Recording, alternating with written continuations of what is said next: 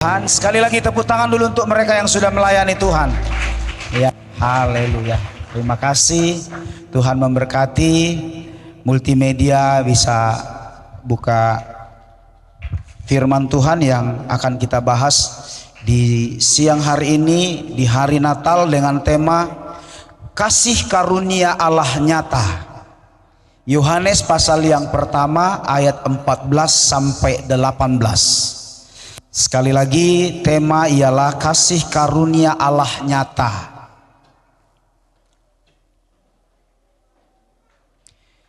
Mari kita buka ayat firman Tuhan dari Yohanes pasal 1 ayat 14 sampai 18.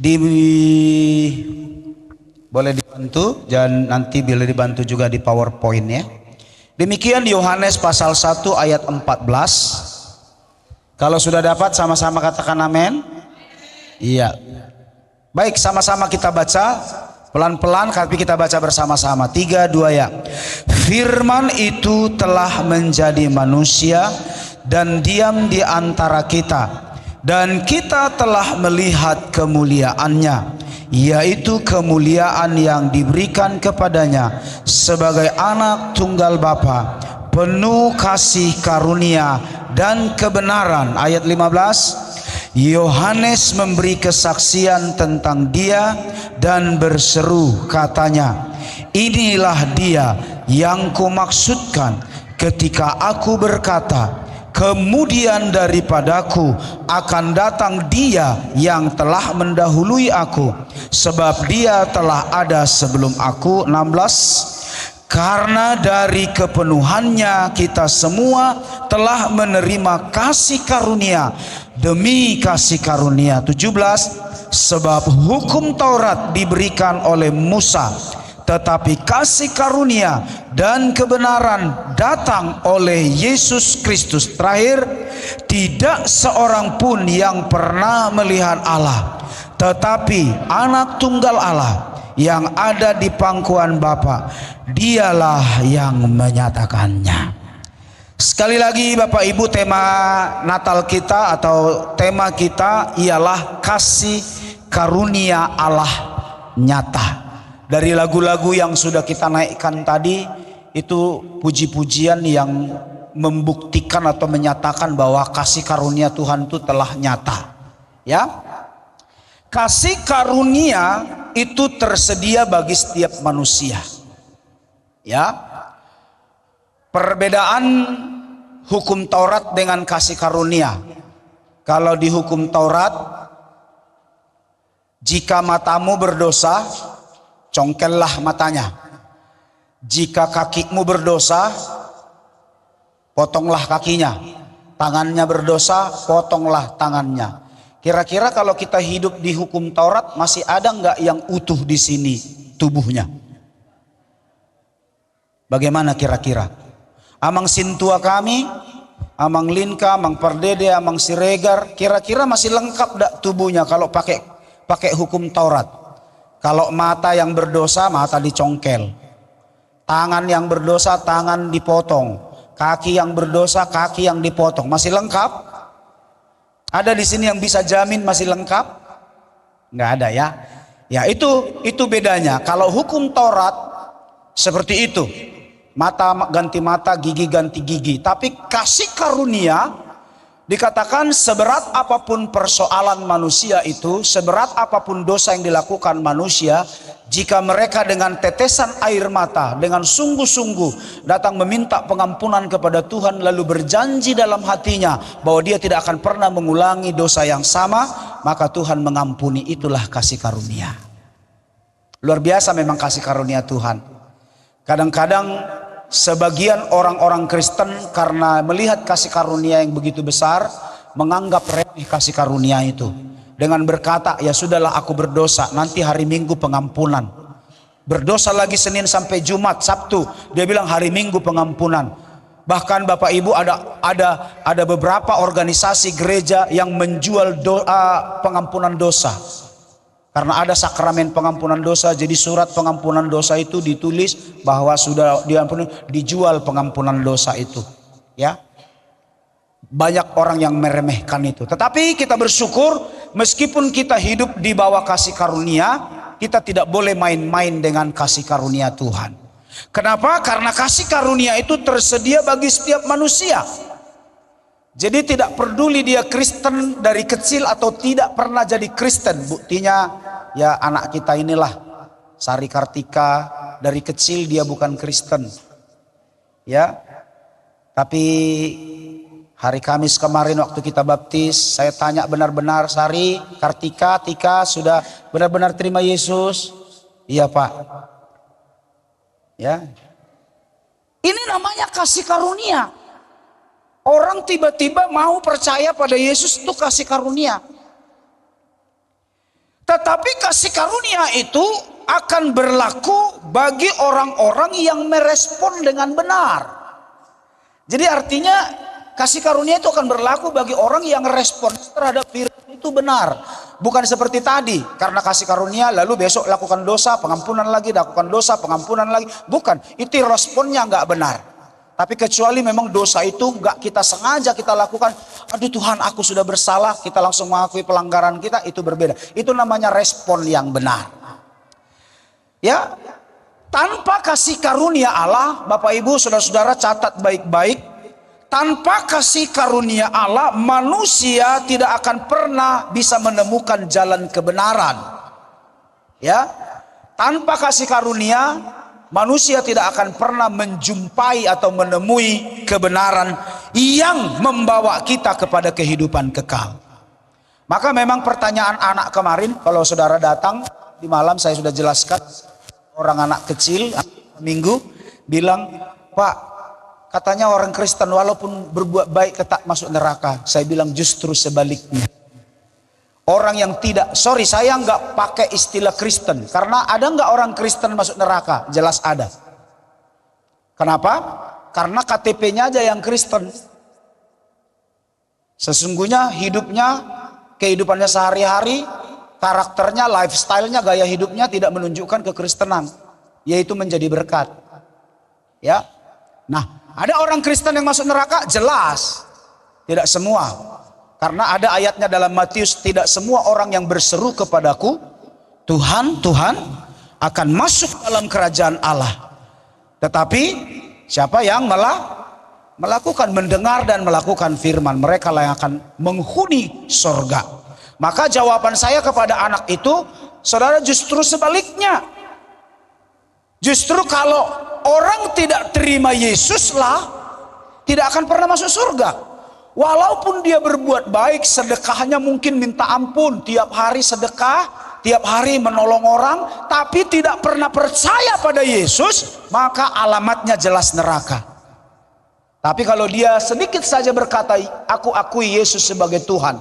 Misalnya dalam kitab Roma pasal 10 ayat 9 dan 10, mengaku di mulutnya Yesus adalah Tuhan, percaya di hatinya bahwa Yesus adalah Tuhan, dan mengaku di mulutnya bahwa Yesus telah pernah bangkit dari kubur. Percaya bahwa Yesus telah mati dan bangkit dari kematian. Nah kalau itu terjadi, Bapak Ibu, Anda akan diselamatkan.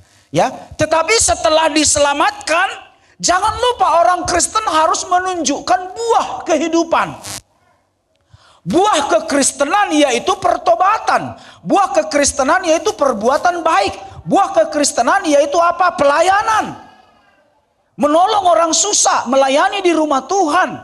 Ya, pelayanan apa lagi? Pelayanan kita menolong orang-orang yang membutuhkan pertolongan. Ya, apalagi buah orang Kristen, pergi menceritakan kabar baik kepada orang-orang yang bersama dengan kita, tetangga kita atau orang-orang lain. Pergi menginjil atau memberitakan kabar baik. Itulah buah kehidupan. Jangan pernah lupa, Kristen tidak menjamin kita masuk surga. Karena Kristen hanya sekedar agama. Agama, A itu artinya no atau tidak, gama itu kacau balau. Jadi agama tujuannya dibuat adalah supaya orang tidak kacau balau dalam bertindak. Ya, jadi kekristenan bukan sekedar agama. Karena Kristen itu adalah pengikut Kristus. Pengikut Kristus artinya like father, like son. Apa yang dilakukan oleh ayah kita, apa yang dilakukan oleh Bapa kita sorga, Yesus Kristus, itu yang harus diikuti dan diteladani oleh orang-orang Kristen. Nah sekali lagi saudara-saudara, Tanpa kasih karunia manusia tidak mungkin menemukan kebenaran dan jalan kehidupan yang kekal. Karena hanya berkat kasih karunia yang terbesar lah kita bisa diselamatkan. Dan kasih karunia Allah yang terbesar, yang tergede itu, kasih karunia Tuhan yang terbesar ialah, catat baik-baik, ada di depan saudara bisa baca, ialah pengampunan dosa. Itulah kasih karunia Tuhan yang terbesar. Siapa yang bisa mengampuni dosa? Suatu saat orang-orang Farisi membicarakan Yesus di belakang. Apa itu? Siapa itu? Kok berani-berani mengampuni dosa? Karena Yesus selalu bilang begini, ketika misalnya dia lihat orang buta, lalu dia tempelkan tanah, lalu diludahinya tanah ini, dia tempelkan ke mata orang buta ini, lalu bilang, ya dosamu sudah diampuni. Karena itu Rabuni, melihatlah. Ya, ketika dia melihat orang lumpuh, lalu orang lumpuh dibilang dosamu sudah diampuni, berjalanlah. Maka orang itu berjalan.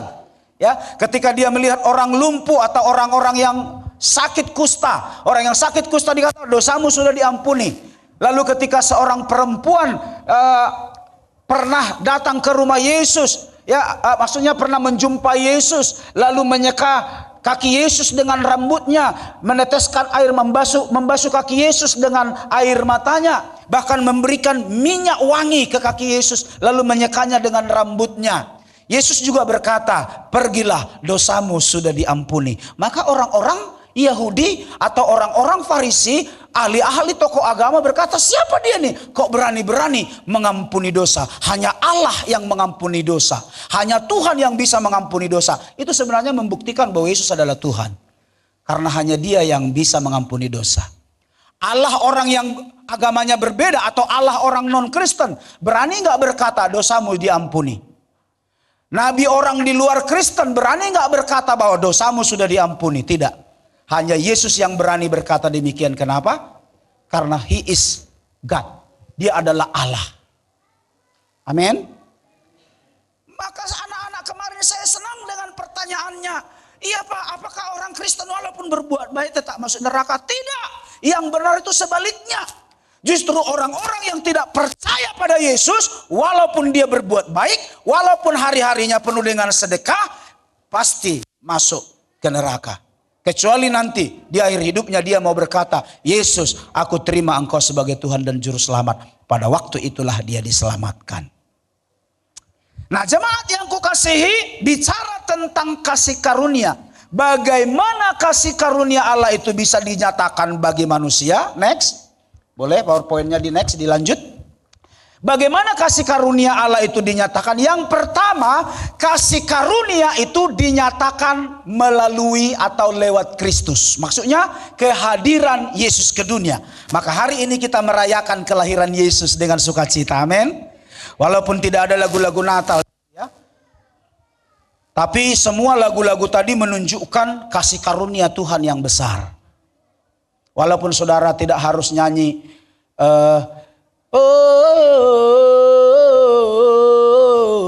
Ria in excelsis Deo. Walaupun hari ini enggak nyanyi, tapi ada lagunya. Terbesar Tuhan. Ada lagunya tadi. Itu menunjukkan kasih karunia Allah yang besar. Dan kasih karunia, ya sesuai dengan tema kita dikatakan kasih karunia Allah itu nyata. Bagaimana kasih karunia Allah itu dinyatakan bagi manusia? Jawabannya yang pertama ialah dinyatakan oleh Kristus atau dinyatakan melalui kehadiran Yesus ke dunia. Ya, saudara bisa lihat di depan, Yesus dikatakan adalah puncak pewahyuan daripada nubuatan Allah. Di mana saudara dikatakan bahwa pada suatu hari akan datang raja di atas segala raja. Akan datang Tuhan yang menyelamatkan manusia. Pewahyuan dari Allah kepada manusia itu puncaknya ialah pada kehadiran Yesus ke dunia. Lahir sebagai manusia, mati. Tapi dia tidak mati selamanya. Ya. Tapi dia bangkit pada hari yang ketiga. Ini membuktikan dia adalah Tuhan. Nggak ada manusia 3 hari 3 malam dikubur lalu bisa bangkit. Nggak ada.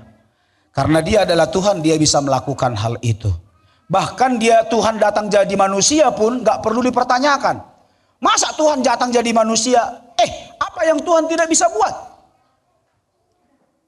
Kenapa Tuhan harus jadi manusia? Kenapa nggak jadi gajah? Pertanyaannya kan gitu kan? Kenapa nggak jadi singa? Biar mengerikan. Kenapa nggak jadi harimau? Kira-kira jawaban kita apa? Karena manusia adalah gambar Dia. Dalam Kejadian pasal 2 ayat yang ke-7, Tuhan membentuk manusia lalu menghembuskan napas. Manusia itu hidup. Manusia, saya dan saudara adalah gambar Allah. Maka Tuhan tidak jadi gajah. Tuhan tidak jadi singa. Tuhan tidak jadi harimau. Tuhan tidak jadi kura-kura. Dia jadi manusia. Kenapa? Karena manusia adalah gambarnya sendiri. Untuk apa? Untuk kembali menebus manusia itu. Karena dia tahu manusia adalah gambarnya. Dan roh yang ada pada kita adalah roh Allah. Ya toh? Hanya manusia yang memiliki roh Allah. Kalau ciptaan yang lain kayak binatang, mereka hanya punya insting. Punya tubuh dan punya insting. Kalau manusia lengkap, punya tubuh, punya jiwa. Jiwa yang tercakup dari 3 bagian, yaitu pikiran, perasaan, dan keinginan, kehendak. Lalu punya roh. Roh itu milik siapa? Milik Tuhan. Hanya manusia yang punya itu. Maka sekali lagi puncaknya ialah kehadiran Yesus ke dunia.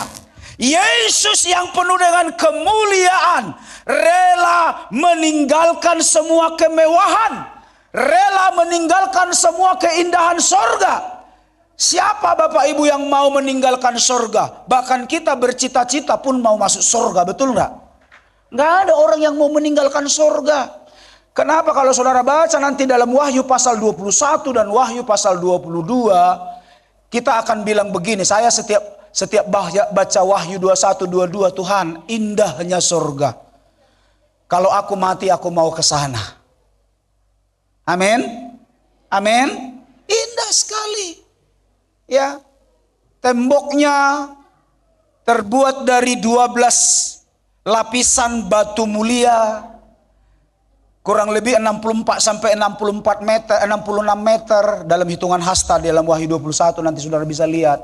Lalu lantainya penuh dengan emas murni, bukan hanya emas 24 atau 35 karat, bukan. Terdiri dari emas murni. Dalam Wahyu 22 dijelaskan di tengah-tengah aliran sungai di tengah-tengah aliran sorga itu, di tengah-tengah sorga itu ada aliran sungai kehidupan. Di mana ketika kita minum sungai ini Bapak Ibu, kita akan hidup selama-lamanya, ya. Nggak ada orang yang sakit. Kenapa? Karena kalau ada penyakit yang datang, kita minum aliran sungai ini, kita akan sembuh. Orang tidak akan pernah mengeluh. Kenapa? Karena selama-lamanya kebahagiaan yang kita dapat di sana. Pertanyaannya Bapak Ibu, maukah kita masuk ke sorga? Nah, persoalannya bukan soal di jawaban tadi. Persoalannya adalah ada orang pingin masuk sorga tapi instan. Pingin masuk surga tapi tidak mau menguasai dirinya. Matius pasal 7 tadi malam saya sudah singgung. Ya, dalam dunia ada 2 jalan, lebar dan sempit. Jalan yang lebar itu menuju kebinasaan. Maksudnya lebar apa? Gampang, mulus, jalannya mulus. Ya, tolong anak-anak sekolah minggu diam ya, ya nak ya. Dengarin Bapak ya. Ya, oke, diam. Sampai di mana tadi? Jadi jalannya mulus, lebar, mudah. Banyak orang Kristen pingin melalui jalan ini. Nanti saudara boleh lihat di Amsal 14 ayat 12 atau Amsal 16 ayat 25, salah satu terserahlah. Ada jalan yang disangka orang lurus, tapi ujungnya menuju maut. Ada banyak orang Kristen menginginkan hal seperti ini. Maunya Bapak Ibu tidak ke gereja tapi pingin masuk surga. Coba dulu. Tidak mau melayani, jauh dari Tuhan tapi pingin masuk surga. Kalau saya tanya, saudara pingin masuk surga? Tapi tidak gereja. Tapi pingin masuk surga. Kira-kira Tuhan itu ngomong apa sama kita? Tidak mau melayani. Pekerjaan Tuhan tugas kita apa? Bapak Ibu tahu nggak tugas kita apa? Pergilah beritakanlah Injil kepada segala makhluk, amanat agung. Tugas kita menjadi saksi, menjadi berkat. Tapi hidupnya jangankan jadi berkat, bahkan seringkali jadi batu sandungan. Gara-gara kita orang tinggalkan Yesus, tapi kita bilang kita mau masuk surga. Ini namanya jalan mulus. Pingin jalan mulus masuk surga. Ibadah aja nggak jelas, kehidupannya nggak jelas. Ya kalau pendeta hamba-hamba Tuhan sudah sampaikan pengajaran, tidak diperdulikan. Ya, hak kewajibannya kepada Tuhan tidak dilakukan. Apa kewajiban kita? Masih ingat khotbah Bapak Denny? Masih ingat khotbah Bapak Denny? Salah satu tugas gereja itu apa? Beribadah. Dalam beribadah ini ada persembahan, ada persepuluhan. Nah, ada banyak orang nggak peduli. Sedangkan orang-orang maju sini aja, mereka membuka hartanya. Tapi banyak orang Kristen maunya nggak usah pun berkorban, tapi mau masuk surga. Nggak usah melakukan sesuatu untuk Tuhan, tapi mau masuk surga. Nggak usah pergi memberitakan kabar baik, tapi mau masuk surga. Nggak usah menjadi contoh, tapi mau masuk surga. Loh, bukankah kita ini jadi orang egois, Bapak Ibu? Taunya kita hari Minggu. Tapi kita lebih asik di tempat lain daripada ke rumah Tuhan. Sementara Daud bilang apa? Lebih baik satu hari di pelatarannya daripada 1000 hari di tempat lain. Ngapain di sana? Memujimu, menyembahmu, Kau Allah yang hidup. Tolong jangan maju nyumbang ya, nanti repot. Dan menikmati semua kemurahan-Mu. Tadi malam ada jemaat bilang, Bapak kok nggak nyanyi? Padahal saya mau nyumbang loh, mau nyumbang Bapak katanya. Gak usahlah aku nyanyi. Saudara kalau mau nyumbang langsung nanti pulang, masukkan aja di sini udah. Gue terima kok. Karena ada beberapa jemaat bilang, Bapak harusnya nyanyi lah, kami kan mau nyumbang Bapak juga kata. Tak apa-apa. Nanti kalau mau pulang, pas sholat terdison. Gampang lah itu. Ya. Kami memang butuh uang. Makanya saya bilang, memberi dalam kekurangan itu jauh lebih baik, lebih bahagia. Ya, oke. Jadi saudara-saudara, sekali lagi kita berkata kita ingin masuk surga.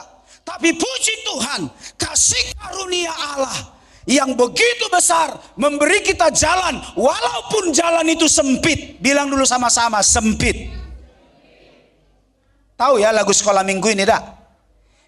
Coba sama-sama. Di dalam dunia ada 2 jalan, lebar dan sempit. Tepuk tangan biar ada musiknya. Mana kau pilih?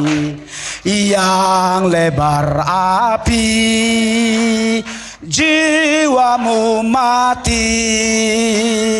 Tapi yang sempit, jiwa berglori. Memang saudara susah. Kenapa? Pagi-pagi harus bangun berdoa. Lagi enak-enak tidur. Bangun. Ngantuk mak. Susah memang. Itu jalan sempit. Baru Bapak Ibu ketika ada orang yang menyinggung, Alkitab bilang apa? Kalau ditampar pipi kirimu, kasih pipi kananmu. Sudah disinggung malah kita bilang, makasih ya. Sempit jalannya. Iya enggak? Sempit kan? Susah. Tetapi ujungnya menuju kebahagiaan. Dan itu dikerjakan oleh kasih karunia Allah. Tujuan kasih karunia Allah supaya manusia mengetahui bahwa ada Allah yang penuh kasih, mempersiapkan jalan keselamatan. Singkat ceritanya, di luar Yesus tidak ada seorang pun yang mampu masuk dalam kerajaan Allah atau mampu masuk menuju hadirat Bapa. Yohanes pasal 16 ayat 6 tadi malam sudah kita baca. Maka kata Yesus kepada mereka, akulah jalan, kebenaran, dan hidup. 3, jalan, kebenaran, hidup. Tidak ada yang bisa sampai kepada Bapa atau tidak ada yang bisa sampai ke sorga kalau tidak melalui Yesus. Jadi camkan itu anak-anak sekolah minggu. Anak-anak sekolah minggu ayat hafalannya minggu depan Yohanes 14 ayat 6. Dan jemaah semua hafal dulu. Yohanes 14 ayat 6, 3-2 ya. Apa isinya? Maka kata Yesus kepada mereka apa? Akulah jalan, kebenaran, dan hidup. Tidak ada yang bisa sampai kepada Bapa atau ke sorga kalau tidak melalui Yesus. Camkan itu. Ya Tika ya, tidak ada yang bisa sampai ke sorga kalau tanpa Yesus. Yang kedua saudara, dengan cepat kita lihat Yohanes pasal yang pertama ayat yang ke-16. Yang pertama tadi kasih karunia Allah itu dinyatakan melalui diri Yesus. Yang kedua ayat 16, karena dari kepenuhannya kita semua telah menerima kasih karunia demi kasih karunia. Lihat, kasih karunia, catat baik-baik, kasih karunia demi kasih karunia. Artinya ada kasih karunia yang berlimpah, berlipat di sana. Ya, artinya Bapak Ibu, kasih karunia Allah itu dinyatakan tidak berhenti pada satu titik. Kasih karunia Allah itu tidak dinyatakan waktu Yesus sudah datang lalu udah berhenti, aku enggak mau lagi, enggak peduli lagi, bukan. Tapi kasih karunia itu dinyatakan secara berkesinambungan, berkelanjutan. Bisa bilang sama-sama berkelanjutan? Berlanjut. Jadi kasih karunia Tuhan itu berlanjut. Kenapa? Karena begini, lihat baik-baik. Waktu Yesus datang, lahir, lalu pada umur 33 tahun dia mulai pelayanan, 30 tahun dia mulai pelayanan, 3,5 tahun dia membimbing, 3,5 tahun dia membimbing murid-muridnya. Ini ibarat orang kuliah Bapak Ibu, cum laude semua murid-muridnya. Karena orang kalau kuliah kan rata-rata 4 tahun, betul enggak? Mereka 3,5 tahun wisuda. Luar biasa. Siapa di sini yang 3,5 tahun wisuda? Fika kalau tak salah. Enggak ya? Siapa? Yani, mana Yan? Berdiri dulu kau nak. Biar kami lihat. Nih anak kita ini luar biasa nih. 3,5 tahun dia wisuda. Ya, terima kasih. Berarti dia sama dengan murid Yesus. 3,5 tahun wisuda. Haleluya. Makanya saya dorong anak-anak. Kalau memang Tuhan beri engkau kasih karunia dan kecerdasan, secepat mungkin selesaikan. Kalau kami sekolah teologi nggak bisa. Wajib 4 tahun. Karena harus praktek. Nah, itu bedanya di situ. Kalau kami orang teologi tidak bisa. Mau cerdas pun kau, selesaikan praktekmu dulu gitu. Ya. Jadi saudara-saudara, saya dukung anak-anak engkau bisa cerdas. Ya. Jadi murid-murid Yesus 3,5 tahun. Setelah 3,5 tahun, lalu Yesus mati. Tetapi kan Yesus tidak hanya mati, betul nggak? Dikuburkan. Setelah dikuburkan, 3 hari kemudian bangkit, betul? Dan setelah bangkit, apakah berhenti kasih karunia Tuhan? Loh, karena dia udah naik ke surga, udah tinggalkan manusia. Betul nggak? Halo, bisa diperhatikan? Dia kan udah naik ke surga. Berarti berhenti pertolongan kepada manusia, betul? Apa alasannya saudara bilang nggak berhenti? Ya, memang Pak Tuo luar biasa. Tepuk tangan dulu untuk Pak Tuo. Ya. Yesus tidak berhenti. Tuhan tidak berhenti memberi kasih karunia-Nya. Bukan hanya kepada Yesus datang ke dunia mati, lalu setelah bangkit selesai semua. Bukan. Tapi Tuhan bilang begini, aku akan mengirimkan rohku. Maka sampai sekarang Roh Kuduslah yang menyertai kita. Dan kalau ada saudara yang sakit hari ini, saya mau bilang Roh Kudus mau sembuhkan engkau. Kalau saudara ada yang lemah hari ini, pulang, engkau pasti disembuhkan. Bapak Ibu, waktu kami pelayanan di Tebo hari Minggu yang lalu, minggu kemarin kita tidak bersama-sama. Setelah Sabtu kami pelayanan di PT Regunas, puji Tuhan berjumpa juga di sana dengan mantan manajer mitra Pak Leo Butar-Butar. Tulang di sini rupanya, aku bilang. Iya, saya sekarang manajer pabrik di sini. Dan yang lebih hebat, general manajernya itu jemaat GBI, yaitu Pak Bibit Sembiring. Lalu kami berfoto, dan yang saya mau ceritakan bukan mereka.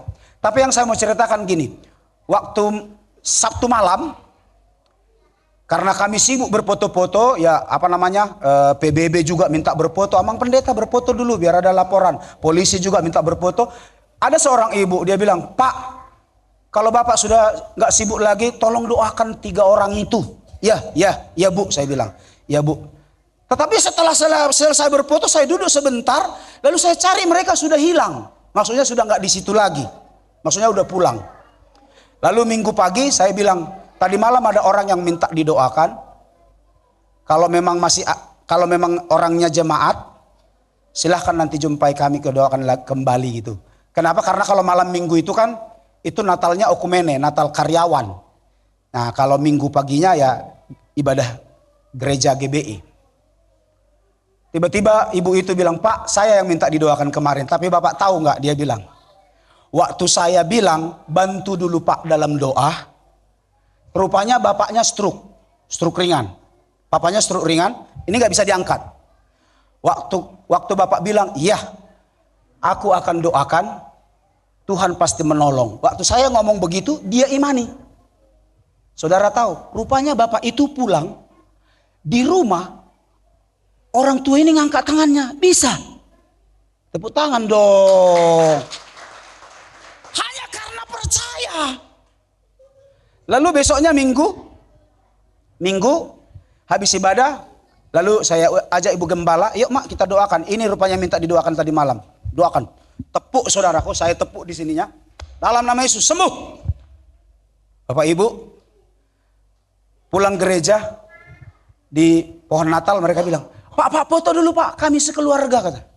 Bapak Ibu waktu kami foto bersama, nggak tahu ada tidak di ibu gembala ininya. Ada di ibu gembala mungkin fotonya. Bapak ini yang memotivasi kami mengangkat tangan.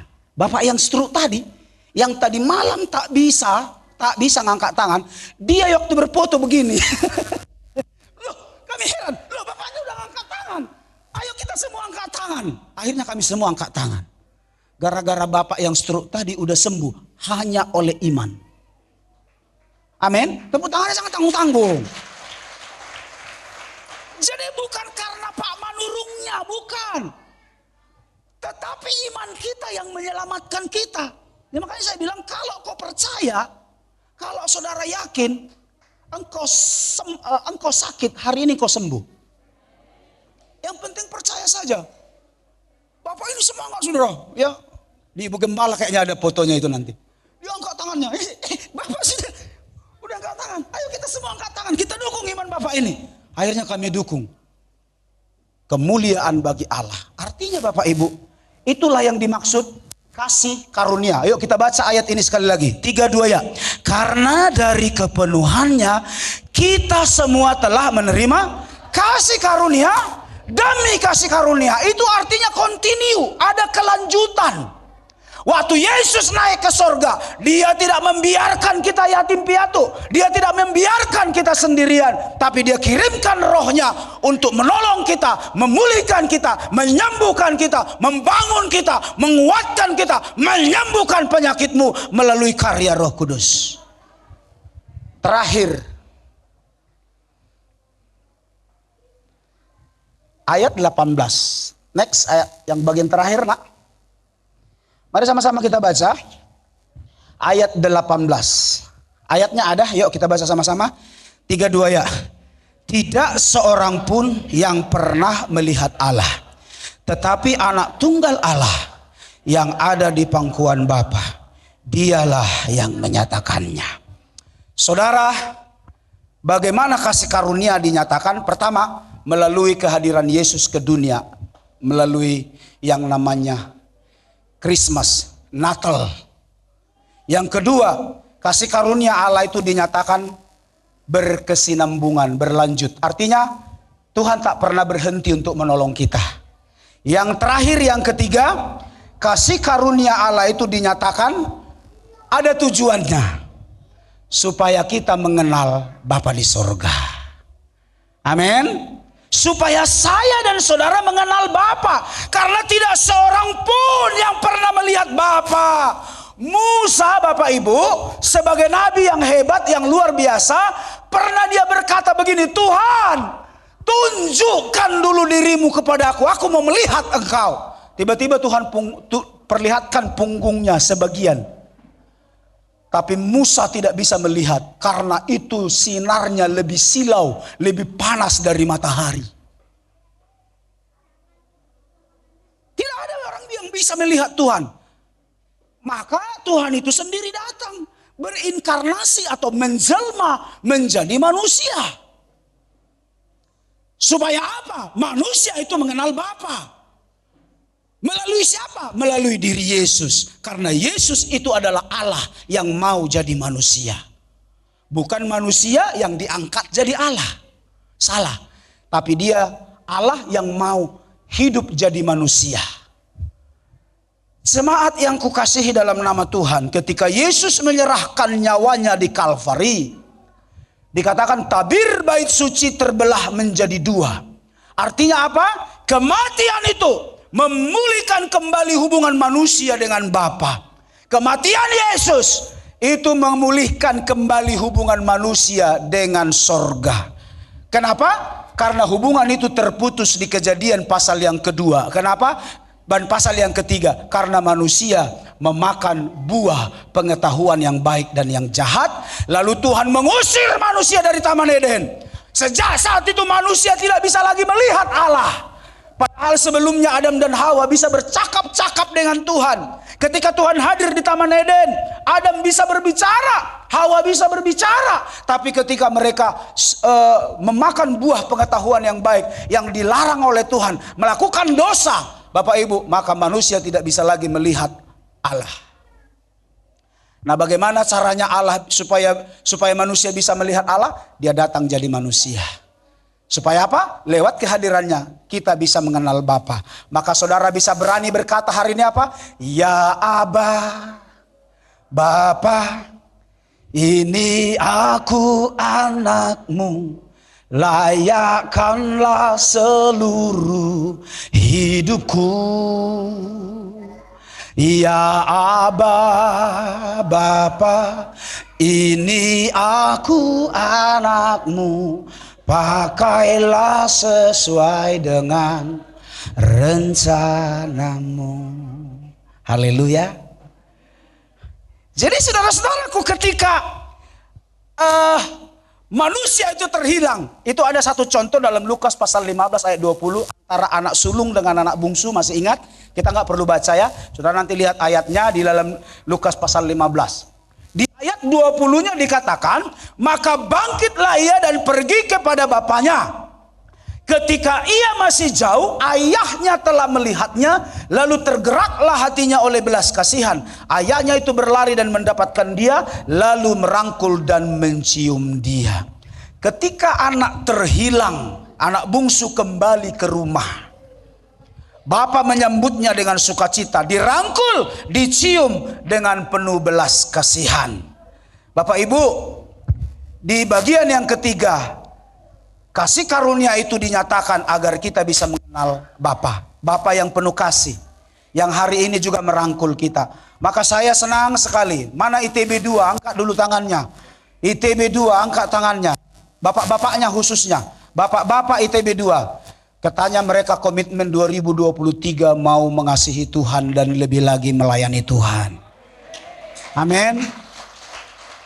Saya mau bilang sama bapak-bapak di ITB 2 maupun di ITB 1. Saya tahu di ITB 1 pun banyak bapak-bapak yang belum sungguh-sungguh.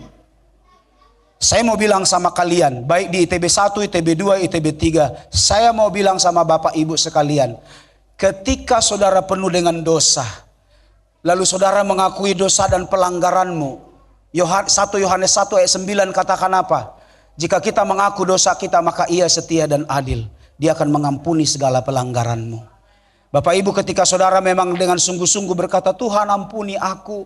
Di momen Natal ini saya mau sungguh-sungguh. Baik saya di ITB 1, saudara di ITB 2, saudara di ITB 3. Saudara bilang, Tuhan aku mau sungguh-sungguh. Mulai detik ini tanpa paksaan dari pihak manapun. Tanpa paksaan dari istri. Tanpa paksaan dari pasanganku. Aku mau datang sungguh-sungguh. Saya mau bilang, Bapa di sorga memandangmu, lalu kemudian melihatmu, dia akan merangkulmu dan menciummu dan berkata, selamat datang anakku. Yang penting kita mau sungguh-sungguh. Sama seperti anak yang bungsu itu. Dia pergi, dia tinggalkan orang tuanya, dia minta harta warisan. Di perantauan dia habiskan. Akhirnya setelah habis dia pulang. Tapi Bapa begitu mengasihi. Seberapa banyak pun dosa yang kita buat, seberapa banyak pun pelanggaran yang saudara lakukan, jika engkau mau sungguh-sungguh datang pada Tuhan, sama seperti ini, Bapa memandangmu, melihatmu, dan akan merangkulmu serta menciummu dan berkata, I love you my son. Aku mengasihimu anakku. Allah mengasihi setiap kita.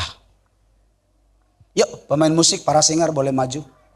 Allah mencintai kita. Allah mengasihi kita.